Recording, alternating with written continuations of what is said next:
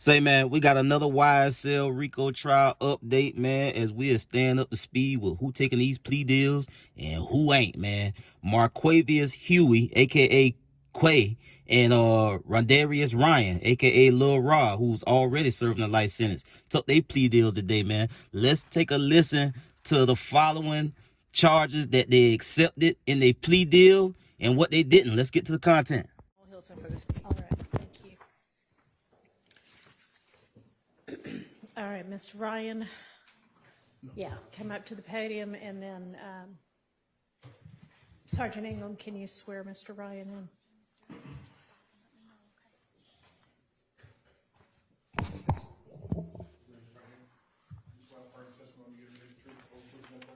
Yes, sir. Rodalius Ryan, Rodalius Ryan, Ryan. And Mr. Ryan, are you the same person referred to as Rodalius Ryan on indictment number 22SC 183572? Yes, ma'am. Are you at this time under the influence of any alcohol, drugs, or medicine? No, ma'am. How old are you? Currently 20 years old. And how far did you go in school? 12th grade. Are you able to read, write, and understand the English language? Yes, ma'am.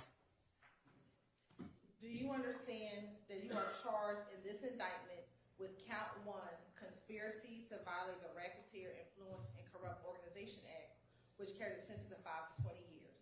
Yes, ma'am. Do you understand that you have the right to plead either guilty or not guilty to these charges? Yes, ma'am. And if you plead not guilty or remain silent, you may receive a jury trial. Yes, ma'am.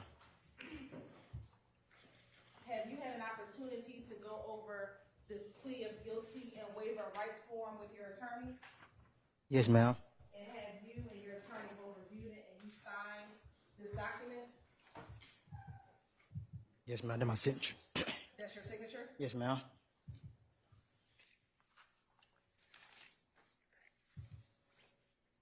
Have you had enough time to speak with your attorney, Ms. Leah Abbasi, about all of the facts and circumstances known to you regarding charges in this indictment?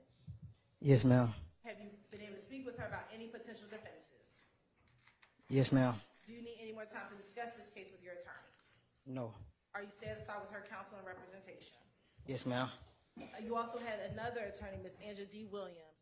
Are you satisfied with her counsel and representation? Yes, ma'am. Do you waive formal reading of the indictment? Yes, ma'am. And do you waive any defects, if any, with respect to the indictment? No, ma'am.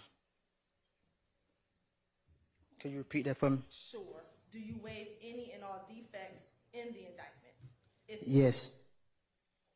And have you been arrested on these charges, specifically count 1, the conspiracy to violate the Racketeer Influence and Corrupt Organizations Act?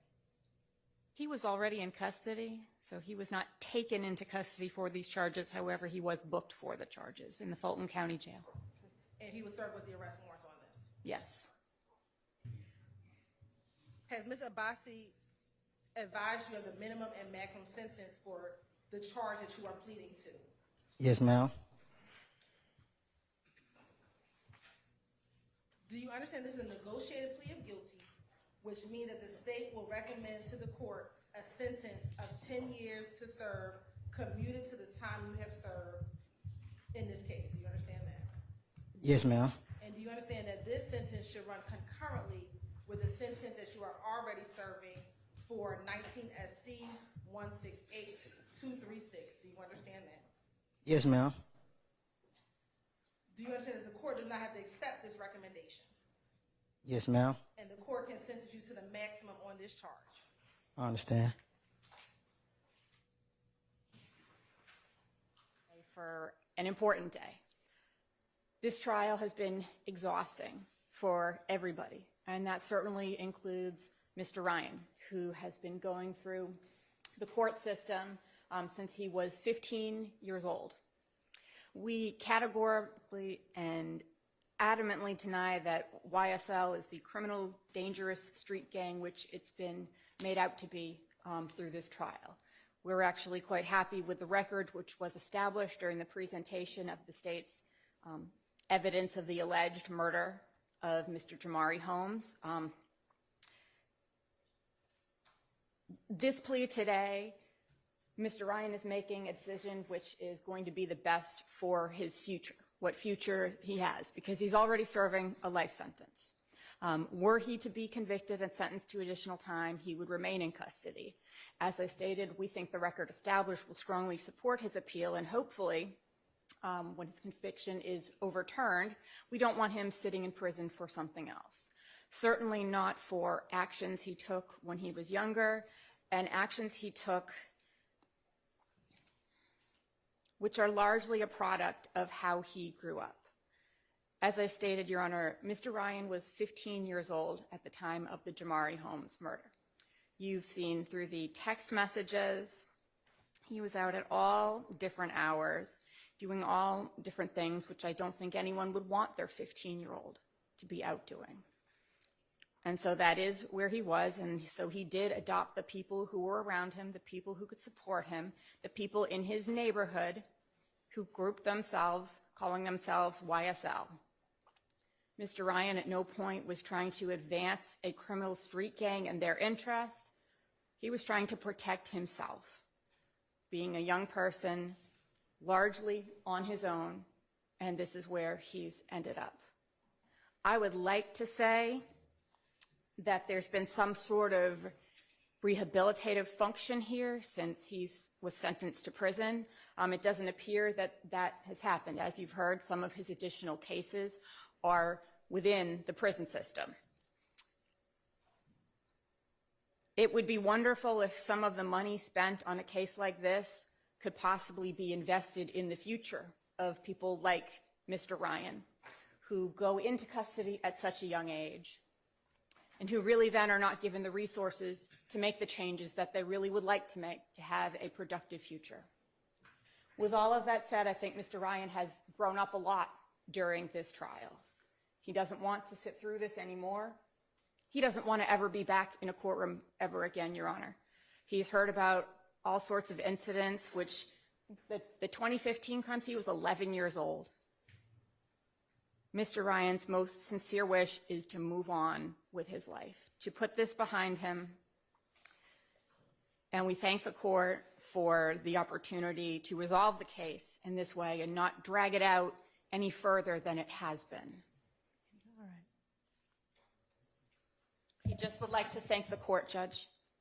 All right, thank you. And Mr. Ryan, I just want to make sure that you understand that this is ultimately, the decision is yours to make, not your attorneys, and I appreciate that both Ms. Abbasi and Misty Williams have been available in giving you legal advice and guidance, but it's ultimately your decision. Do you understand that? Yes, ma'am. All right, and do you in fact want to plead guilty? Yes, ma'am. All right, and you've had enough time to think about it and to discuss it with your attorneys? Yes, ma'am. All right. And Ms. Abbasi, have you and or Mr. Williams talked to Mr. Ryan about the benefits and drawbacks of all of his different options? Yes, Your Honor. All right. All right. I find that there is a factual basis for the guilty plea to count one, the conspiracy to violate the RICO Act.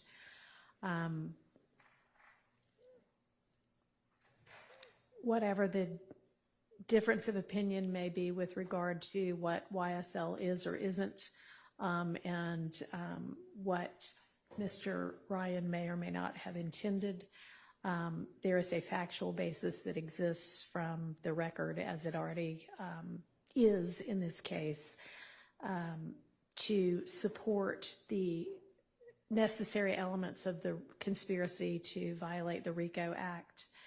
And I have heard many of the alleged overt acts and the conspiracy evidence to advance the enterprise through a pattern of racketeering activity and to control personal property and money, and I find that the factual basis for that exists. And I am going to accept Mr. Ryan's guilty plea. I find it to be freely, knowingly, intelligently, and voluntarily entered with an understanding of the consequences of this plea. and I'm going to sentence in accord with the recommendation that both of the state and the defense have worked hard to negotiate here, which is a sentence of 10 years commuted to time served and to be run concurrently with the sentence that Mr. Ryan is currently serving. And certainly within the court's consideration is the knowledge that Mr. Ryan is at this time serving a life sentence for the murder of Mr. Holmes. And while I understand that that is on appeal right now, you know, those are the facts as they exist right now. So that is the sentence of this court. Mr. Ryan, at 20 years old, you have most of your life ahead of you, and I don't know what it is going to hold with regard to your appeal or anything after that. But whether it is more years in custody or whether at some point in time you see the light of day to the outside world again, which is very likely considering your age, as long as you behave yourself while you're incarcerated and do not continue to either commit crimes in prison or violate any of the prison rules. If you can be on the straight and narrow, then somebody your age, after serving some amount of time, is probably going to be considered favorably for parole. And you just have to keep that in mind, that you need to be looking out for sort of the long run and not playing the short game, but playing the long game so that you have a future in front of you still. So that is your sentence, and I wish you luck, and I wish that with to the court that we emphatically and categorically deny all of the recitation that's been presented by the court with respect to some of these allegations that's been laid out by the state. However, we do recognize that there are enough factual allegations in the recitation to support each and every count to which Mr. Huey is pleading this afternoon. So we do stipulate that there is enough to move forward with this plea. For those reasons, Your Honor, we are standing before this court to talk to this court about the acceptance of responsibility with respect to Mr. Marquavius Huey. Your Honor, Mr. Marquavius Huey was born in Atlanta, Georgia. He lived in the Jonesboro South community, a neighborhood project in the Atlanta community. He grew up there. He's seen a lot of things in his short 28-year life. His father was murdered in 2010, and he's been without a father for a number of years. He's been raised by his mother as a single parent. He has a number of siblings. There have been times when Mr. Huey and his mother and his family have been homeless and have lived out of a car. So he's had a very, very hard life as it relates to his upbringing. Notwithstanding that, Your Honor, he did manage to graduate from high school. Mr. Huey, Your Honor, now has 2 children. He's 28 years old. He has 2 children. He has a 5-year-old son, Your Honor.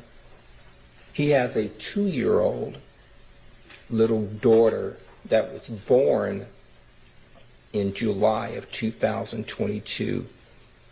He has never met or seen his daughter in person until today, as she's here in this courtroom.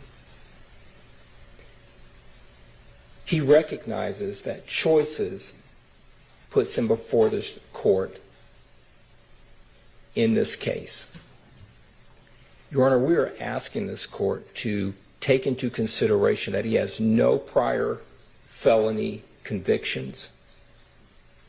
I've had a very long time to get to know Mr. Huey because I've been with Mr. Huey on a regular, daily basis during the week since January of 2023. I've got a chance to know him I've got a chance to work with him on his case regularly. And he wants to, when he gets out of custody, Your Honor, he wants to do a number of things, two in particular.